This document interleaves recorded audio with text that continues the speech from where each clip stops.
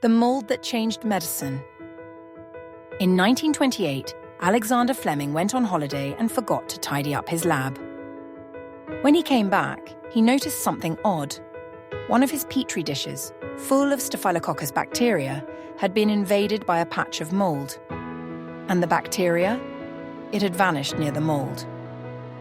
Most people would have chucked it in the bin. Fleming looked closer. The mould turned out to be Penicillium notatum, and it was producing a substance that killed bacteria. Fleming had found the first natural antibiotic by accident. He named it penicillin and published his findings. But Fleming and his colleagues didn't see much medical potential yet. He wasn't a chemist, so he couldn't isolate the active compound, and after some basic lab work, the discovery was more or less forgotten. It could have ended there. Over a decade later, scientists at Oxford University, notably Howard Florey and Ernst Chain, revisited Fleming's paper. They managed to extract, purify and test penicillin, and confirmed it worked against deadly infections in animals and people. Just in time for World War II. By 1944, Allied forces landed in Normandy with enough penicillin for every soldier wounded on D-Day. It saved thousands, not from bullets, but from infections.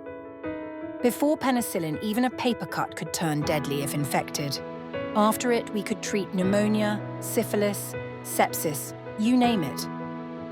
Penicillin opened the age of antibiotics, and in 1945, Fleming, Florey and Chain were awarded the Nobel Prize in Medicine. And just how lucky was that discovery? It took scientists years of dedicated experimentation to recreate the result Fleming got by accident, and it wasn't until 1966 that anyone managed to reproduce the discovery. Turns out, the weather conditions had to be just right. First cool enough for the mould to grow, then warm enough for the bacteria to spread. Had Fleming's holiday been just a few days off, antibiotics might not have been discovered for many more decades. One perfectly timed holiday, one mouldy dish, and medicine was never the same again.